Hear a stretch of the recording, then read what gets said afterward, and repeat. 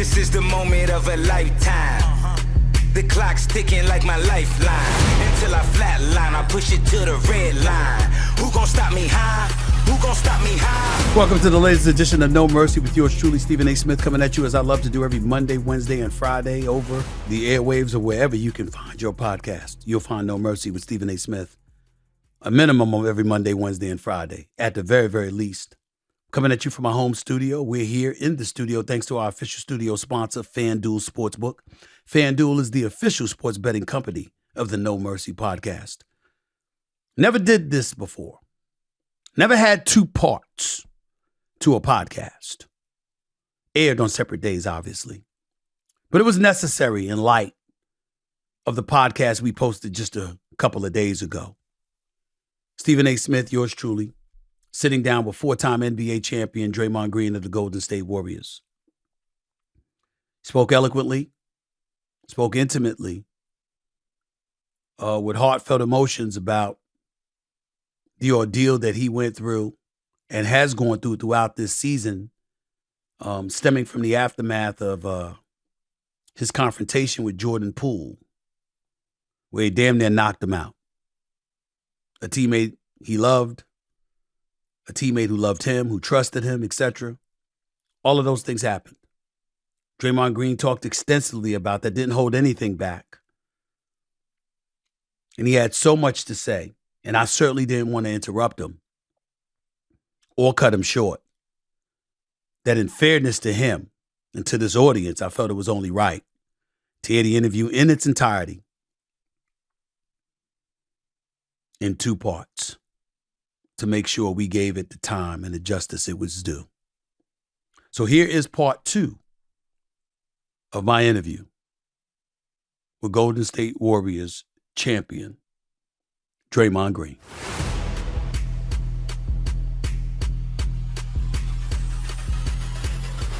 How soon was it before you actually spoke to Jordan Poole?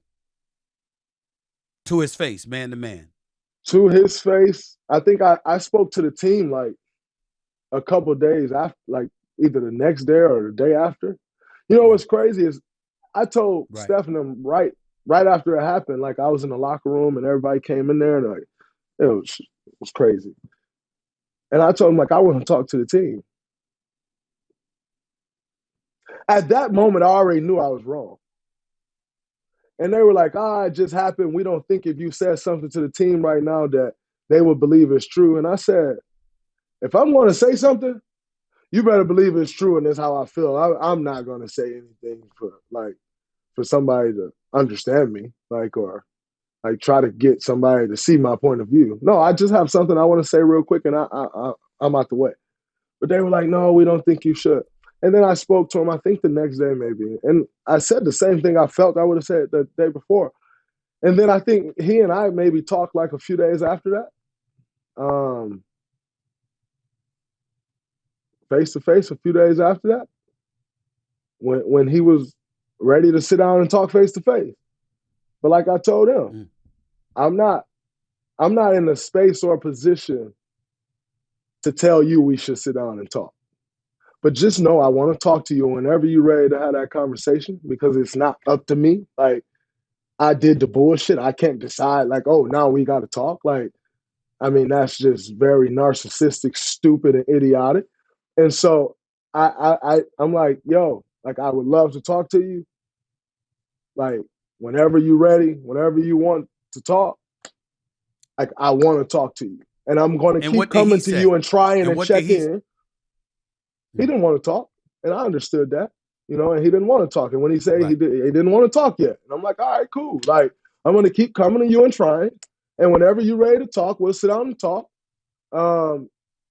But it's not on me to say, yo, let's go talk. You lose that privilege. Well, I had that privilege in his life. Yo, I need to talk to you about something. I lost that privilege, and so it was no longer on me. We gonna sit down and talk. Right. But when I'm assuming y'all finally did, at some point he was ready to talk. When that happened, what did he say to you? If you can tell. I won't share everything that he said because I think that's very personal to him and he should be able to tell his own story. And so I won't tell his story. But what I will say is I left that conversation even more bothered than I went into it. Like I went into that conversation very bothered, and I left it even more bothered. I left the conversation more bothered because that dude trusted me. You know, like that dude believed in me. That dude allowed me to guide him. And like, if I felt nothing else if I felt nothing else in that in the conversation with him, if I felt nothing else, I felt his confusion. If I felt nothing else, right? Now, I felt remorse, hurt, bothered, like you name it. But if I felt none of those things, what I 100% felt was his confusion. And to be quite honest with you, I understood it because, man, Jerry Jack raised me up in this league. Jermaine O'Neal raised me up in this league. If they did that to me and I was his, like, what the hell would I think? Like, these dudes been showing me the rope. Yeah. They take me to dinner. They go somewhere. They take me with them. They teaching me the game. If one of them did that to me, what would I think? And so I had to like put myself in those shoes. Not that me and Jordan are the same. Not that we react to anything the same. We're not. But what would I think? Like, where would my mind be if my OG did that to me?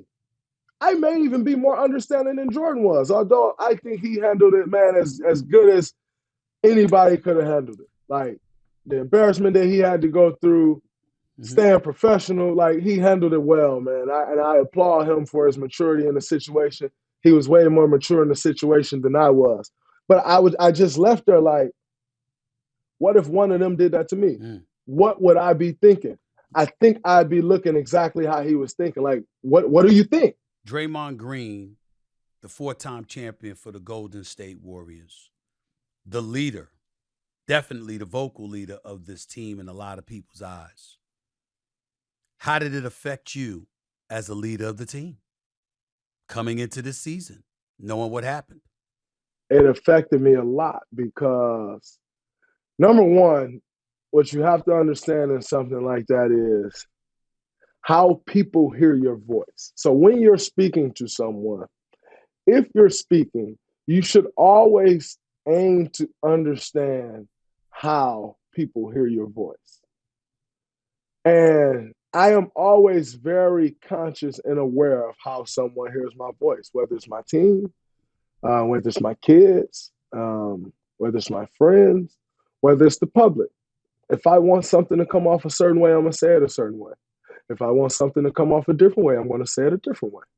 And so I'm always aware, or try to be aware. None of us can ever be so sure, but I always try to be aware of how people hear my voice. And because of that situation, in my own mind, I could be right, could be wrong. In my mind, the team wouldn't hear my voice the way they're supposed to hear my voice. I didn't think so. I didn't believe so. Maybe I'm right. Maybe I'm wrong. Could be personal guilt because I do have some of that as well. You know, so could be personal guilt. But in my mind, I'm like, yeah, they're not really going to hear my voice the way they need to hear my voice. And so because they're not going to hear my voice, I'm just not going to say it. And so a lot of things that, I wouldn't allow to go on the team, or, a lot of things that I may correct, or I kind of just took a back seat for a majority of the season because of just being uncertain of how they're going to hear my voice. As we sit here taping this podcast right now, y'all are a 500 team. If somebody said that's primarily because the Draymond Green has been the quintessential leader that we've known him to be throughout his career in Golden State hasn't been able to be that guy this year because of what happened with the Jordan Poole situation. And that's why we sit here as a 500 club right now. What would you say to that? What would you I say would to say that they're assertion? 100% correct. I don't shy away from that at all. Because when things are great and we win in championships, you know who gets credit for being the vocal leader and being the person behind it that's driving all of that from a leadership standpoint? You know who get that credit? Me. So you cannot take it when it ain't good. You can't say, oh, well, now that we 21 and 21, that ain't on me.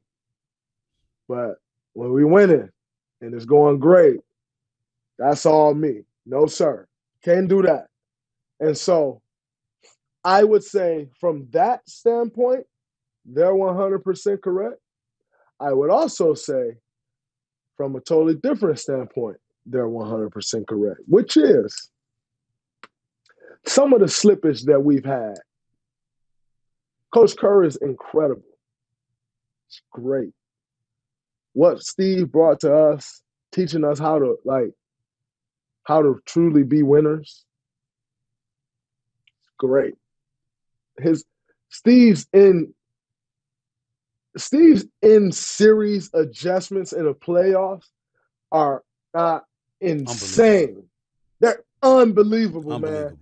His in series adjustments, they're unbelievable. I've never seen them fail yet. Unbelievable, man. So I said all of that to say, Steve, there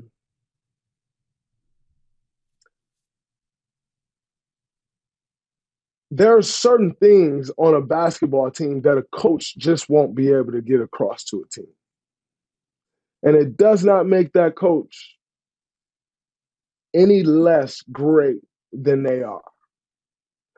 There are certain things that has happened with this team that he hasn't been able to get across and he won't be able to get across. And it does not minimize his greatness.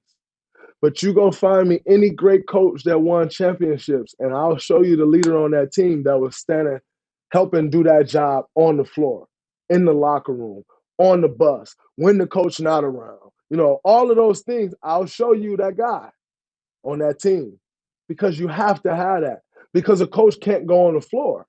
And so there's just certain things that happen on the floor that a coach won't be able to feel. You can only feel it if you're playing. And that's been my role here forever. That's been pretty much obsolete. That's a very big role. It's very important to winning. Most teams don't win because they don't have that.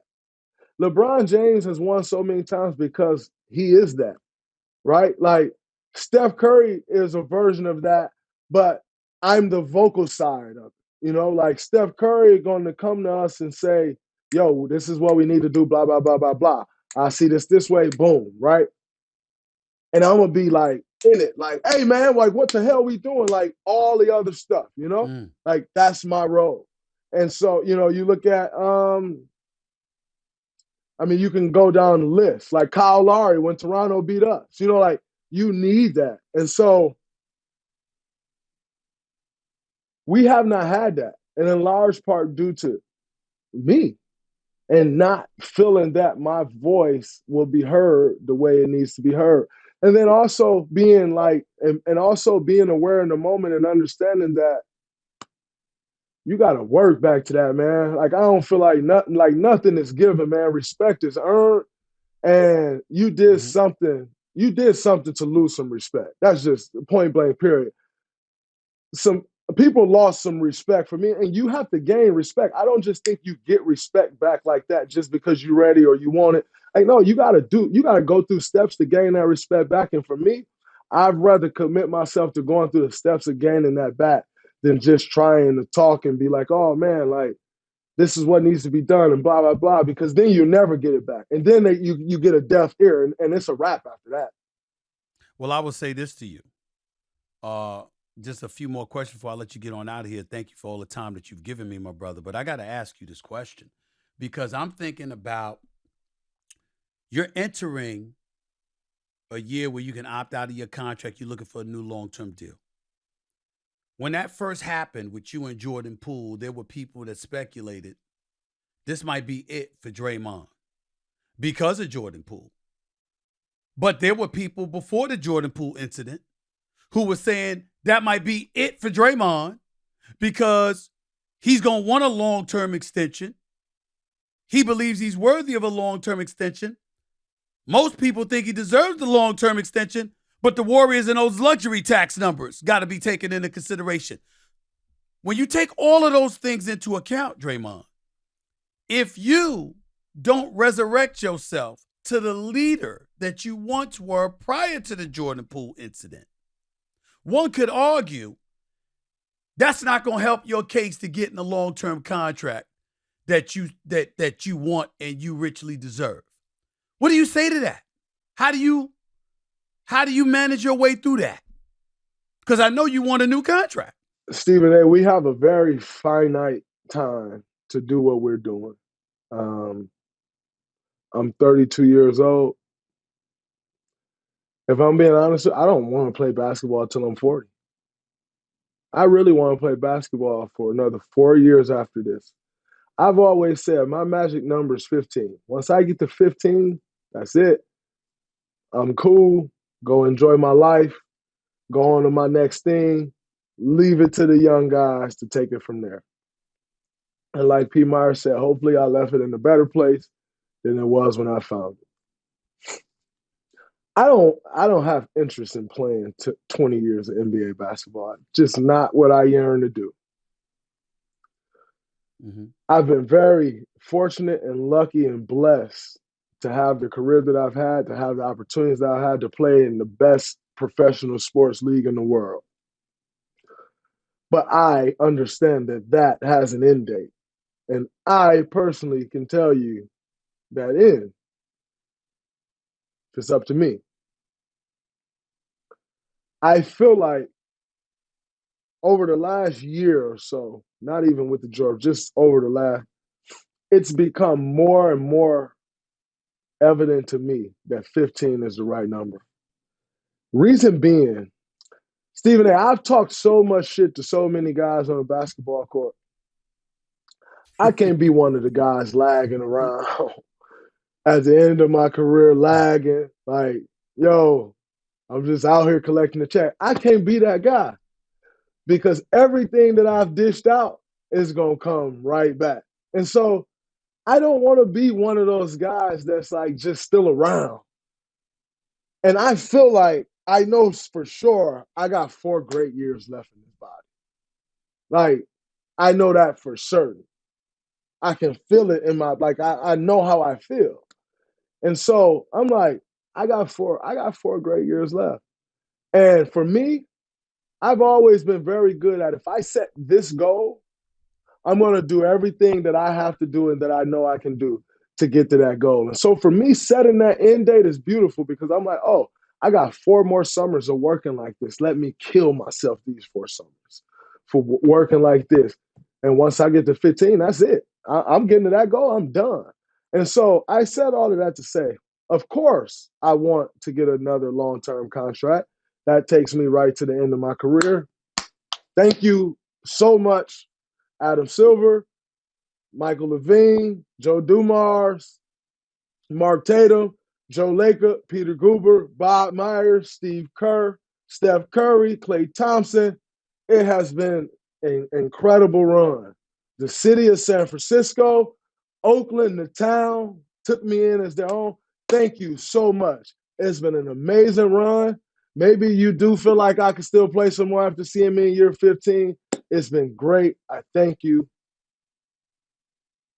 I'm still here. I'm a Warrior for life. But my time here is done. My time is done. And so I want that contract. And if someone said to me that that's going to affect that contract, I would say you're possibly right. And that's what I have to live with. But I still got to stay due to my process, work through my process of gaining that back, not just jumping back in it because I'm taking advantage of an opportunity and saying, oh, well, the team needed, so I can just jump back in. No, you got to earn that check. Let me throw a different scenario by you, Draymond. Suppose they over the Jordan Poole joint, the Jordan Poole deal, and that's passed, and they've moved forward. But they say, Draymond, you're not what you used to be.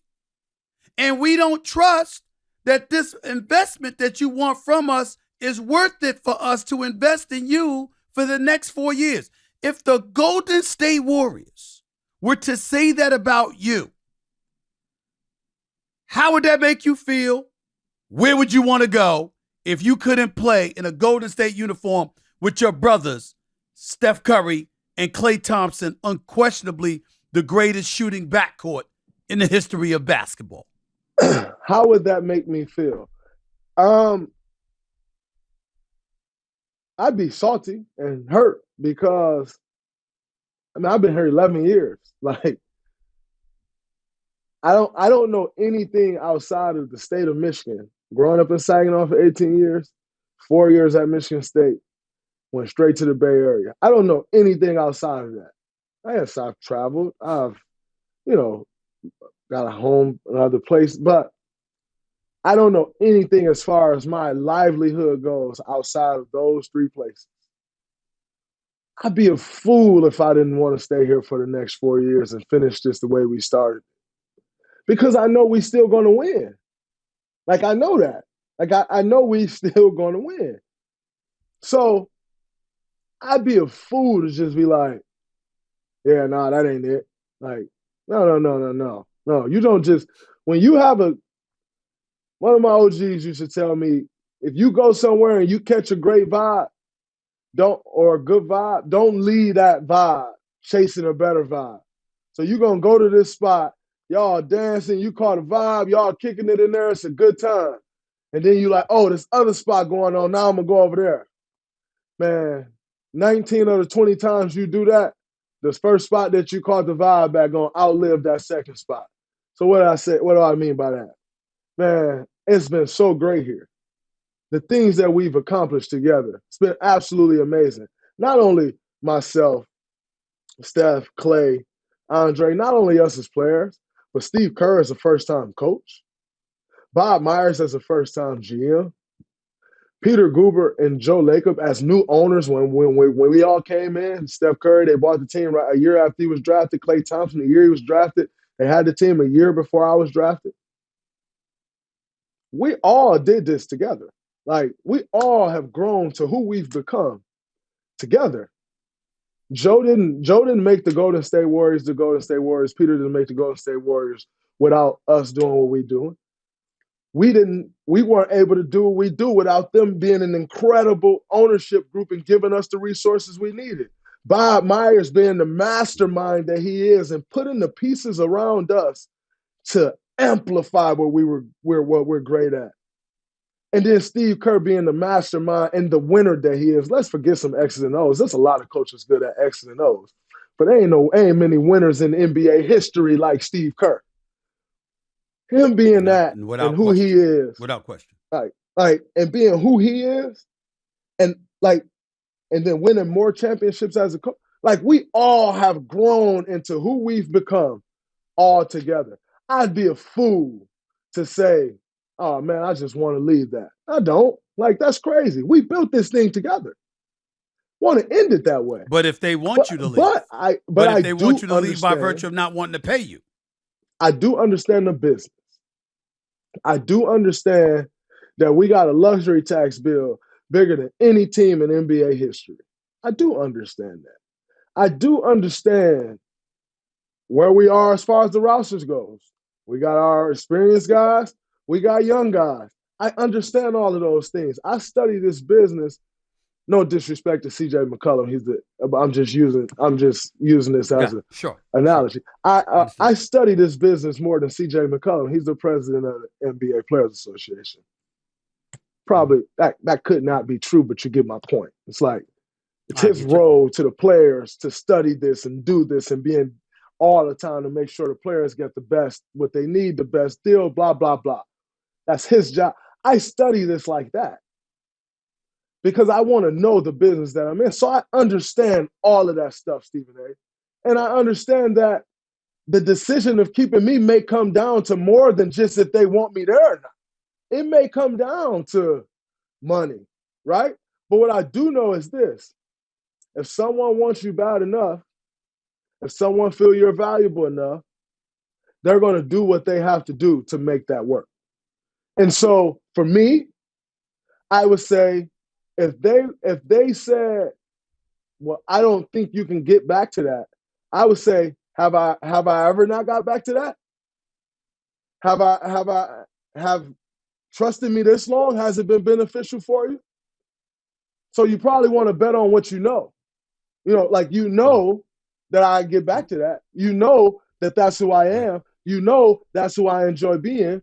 You should probably trust in what you know. That's what I would say back. But also, like I said, understanding that there's a business side to this that could, I don't know, it's not me writing a check, that could outweigh all of that. I don't know. I want a new version of myself. I want to do something new. Well, you know something? Our friends at Harry's feel the same way. Maybe you want to bring back the soul patch. Maybe you're done with that chest hair. Whatever new look you want, whatever you want to do with yourself, Harry has the tools for your closet. Cleanest shave ever. Listen. When I think about my facial hair, I like the goatee look, okay? That's what worked for me, okay? I don't like to look a bit rough and what have you. I want to look clean and smooth with the square look, the goatee, not a round look because I got an egg head and I don't like that. Any way you want to slice it, I've got my preferences. Here's what you need to know, okay? The Truman Shave Trial Set is at $15 value for just $3 and comes with a 5-blade razor, weighted hand, foaming shave gel, and a travel cover. You can get all this at harrys.com/mercy. These razors are the top tier in quality and effectiveness. Their blades are made in their own factory in Germany and hold up after 3 shaves,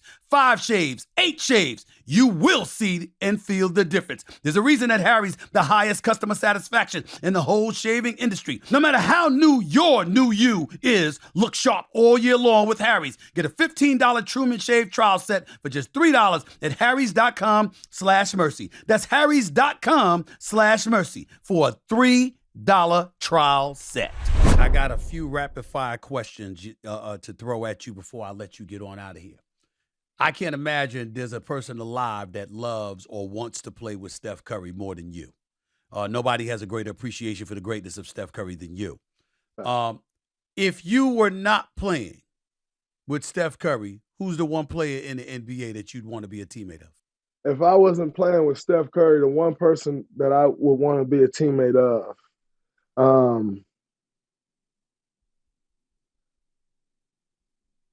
man, is this going to get me fined for tampering? They got me once, Stephen A.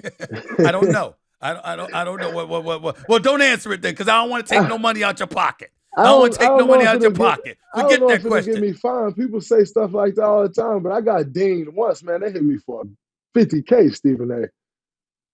No. Don't answer it then. Don't answer it. That added to my over million.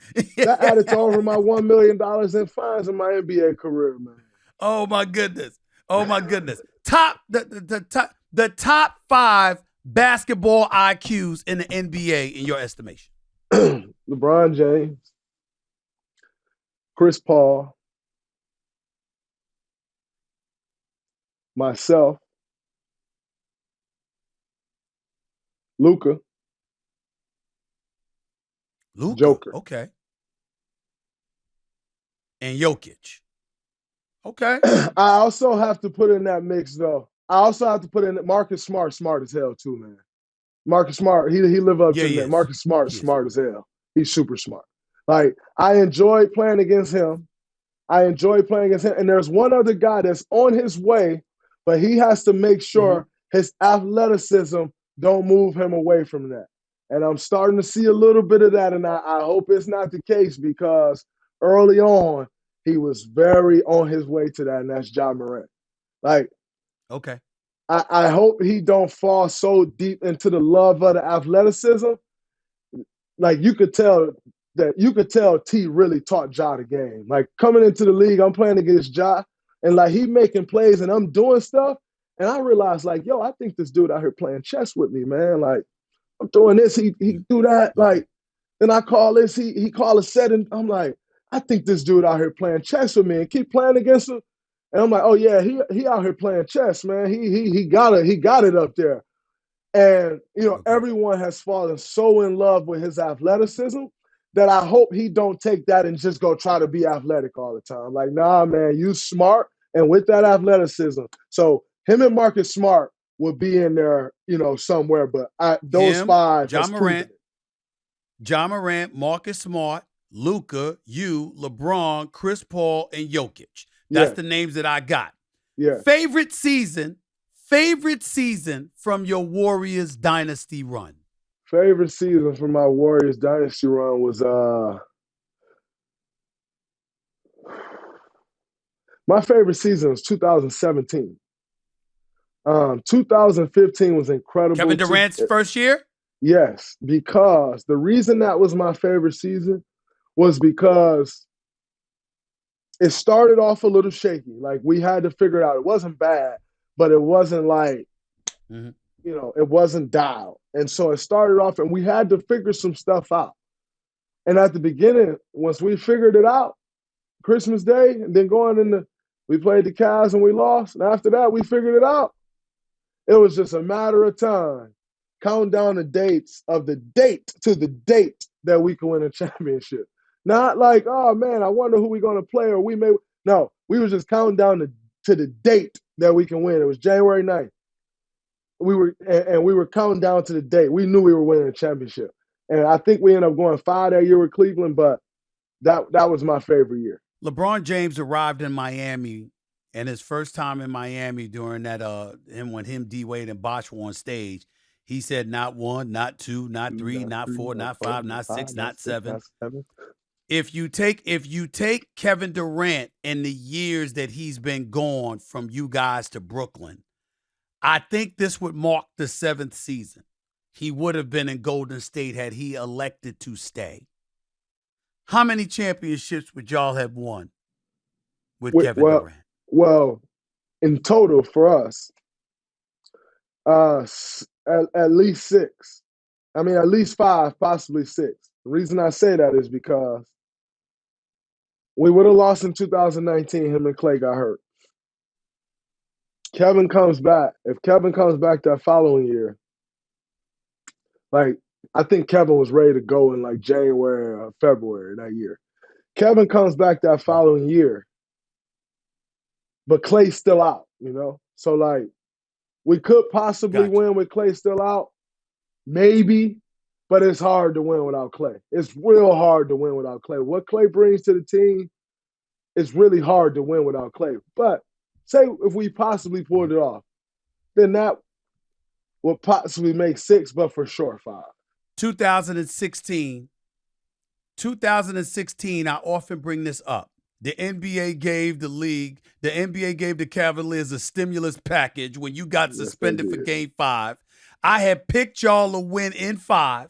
I said y'all going to win Game 4 in Cleveland, which y'all did. You're going to come back, you're going to close them out in 5. But you got suspended in that game because you and LeBron got into a tussle in Game 4. You got suspended the following game, and obviously Bogut and Iguodala got hurt in that Game 5, and then Cleveland came back from a 3-1 deficit and won Games 5, 6, and 7, obviously. If you don't get ejected or suspended for Game 5, does LeBron James have 4 championships on his resume or 3? No chance. They weren't beating us. Just like they never beat us again. Okay. There were no chance they would beat us. They were done in 5. They were totally done. We would have wiped them, and I would have won Finals MVP. But it happened, and they won it. So kudos to them. But no chance. They weren't beating us. No way they were beating us. They were toast. Of course they was toast. Of course they was toast. I don't care what anybody says. I've been saying that for years. It was absolute toast. Last question. Toast. Number 1 rule change you would make in the league if you could, either on or off the court. What would that rule change be, Draymond Green? The number 1 rule change that I would make, that's a tough one because I get 1. I think the number 1 rule change. You want more than 1. The number 1 rule change that I'll make.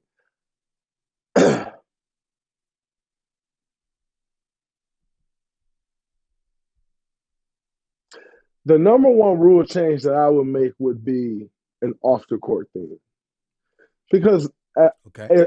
I can't. It's hard for me to pick one on the court because that's singling out one issue, and there's a few or four or five. Mm-hmm. Yep. The one rule that I would change would be when guys get technical fouls or suspensions or fines, that it wouldn't be heard by essentially the same person that gave it to you. So like, if I get a tech, my appeal is going to the league who employs like the refs. Like, it's like, and so Yeah.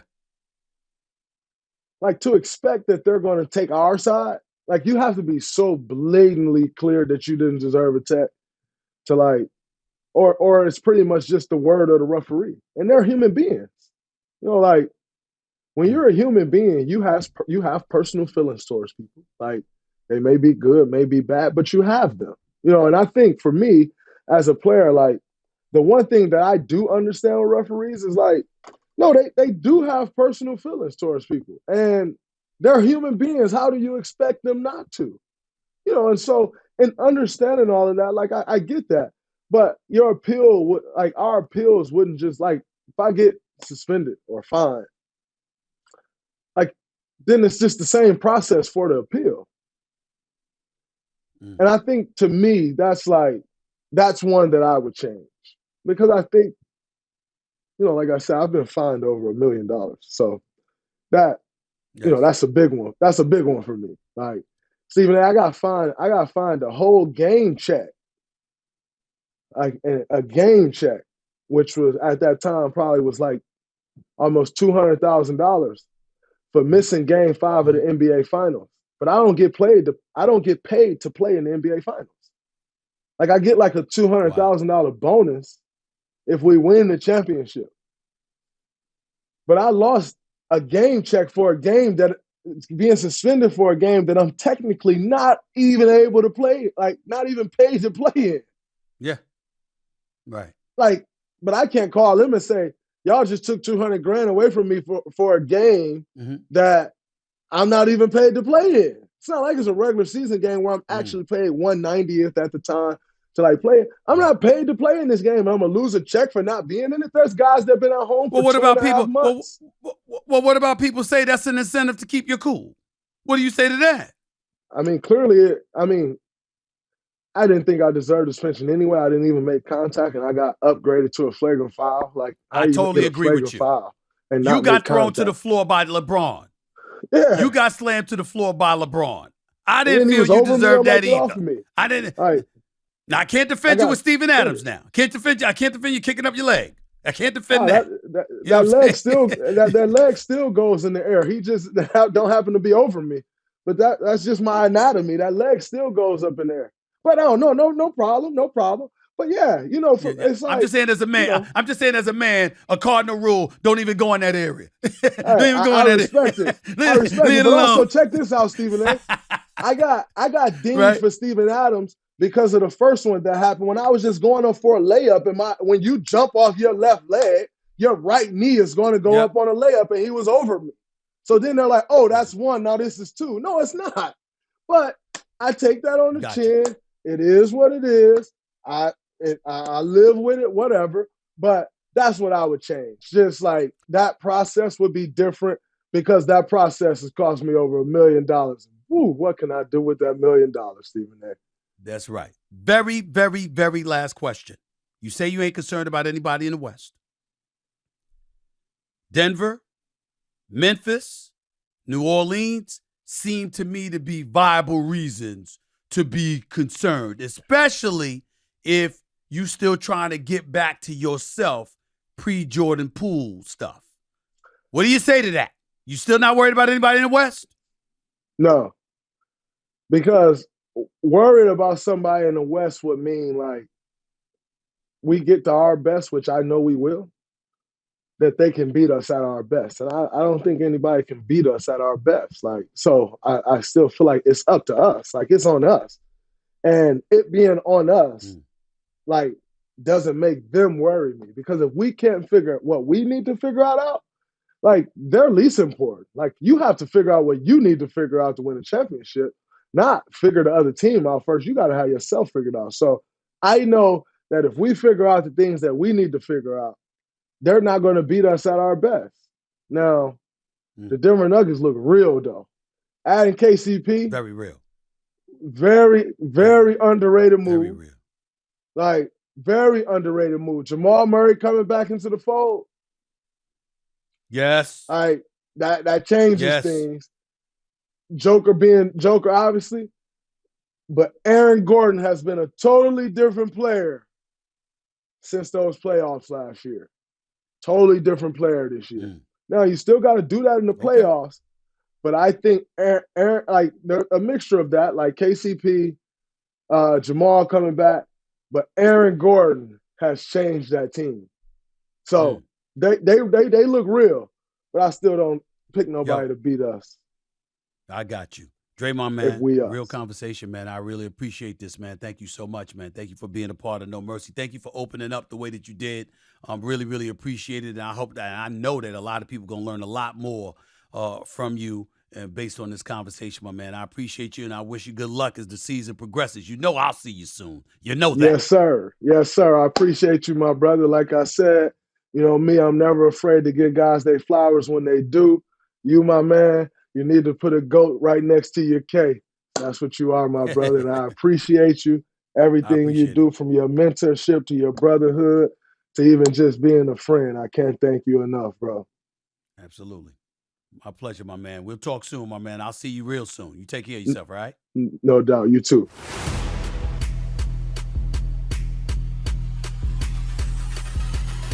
The NFL playoffs are here, and the easiest way to get into the playoffs is with FanDuel, America's #1 sportsbook. New customers, join today to get started with $150 in free bets. Guaranteed when you place your first $5 bet. Just sign up with the promo code MERCY. FanDuel has all your favorite bets from the money line to point spreads to player props. Plus, you can even combine your bets for a chance at a bigger payout with the same game parlay. Now look, all my friends and family bet. They all trying to get paid, and they all use FanDuel to make sure it happens because it's that easy and it's that convenient, okay? That's how you make the NFL playoff experience more exciting for yourself. All on an app that's safe, secure, and super easy to use. So football fans, don't miss out. Place your first $5 bet to get $150 in free bets, win or lose, with the promo code MERCY. Make every moment more with FanDuel, official sportsbook partner of the National Football League. 21 plus in select states. First online real money wager only. Bonus issued is non-withdrawable free bets that expire in 14 days. Restrictions apply. See terms at sportsbook.fanduel.com. Gambling problem? Call 1-800-GAMBLER or visit fanduel.com/RG in Colorado, Iowa, Maryland, Michigan, New Jersey, Ohio, Pennsylvania, Illinois, Virginia, and West Virginia. 1-800-NEXT-STEP or text NEXT-STEP to 53342 in Arizona. 1-800-789-7777 or visit ccpg.org/chat in Connecticut. 1-800-9-WITH-IT in Indiana. 1-800-522-4700 in Wyoming and Kansas or visit ksgamblinghelp.com in Kansas. 1-877-770-STOP in Louisiana. 1-877-8-HOPE-NY or text HOPE-NY to 467-369 in New York. Tennessee Redline 1-800-889-9789 in Tennessee.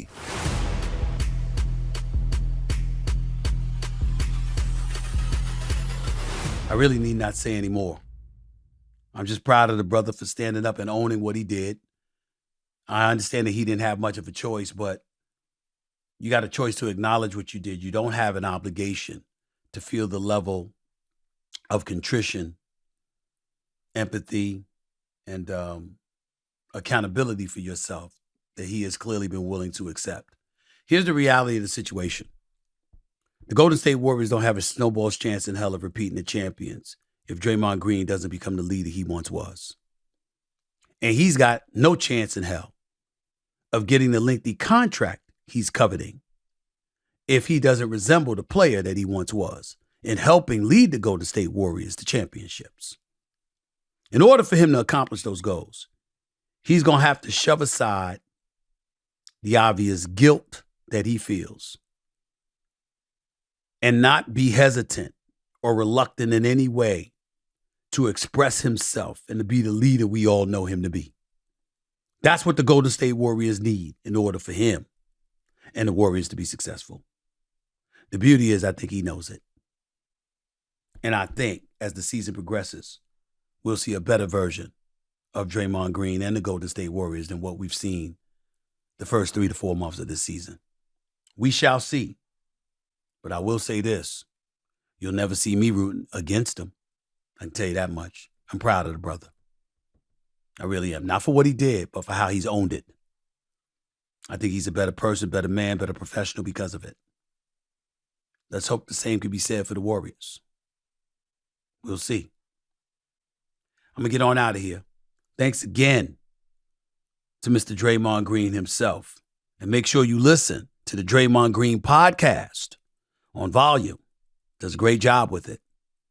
Remember, as I always tell y'all, I never fail to tell y'all this. You don't have to know sports to know mercy. And in the case of Draymond Green, he knows sports and mercy. Because mercy, at least at one point in time or another, is certainly something one could reasonably surmise he coveted. Funny how the world works, isn't it? It's a beautiful thing. Until next time, everybody. Peace and love. This is Stephen A. signing off.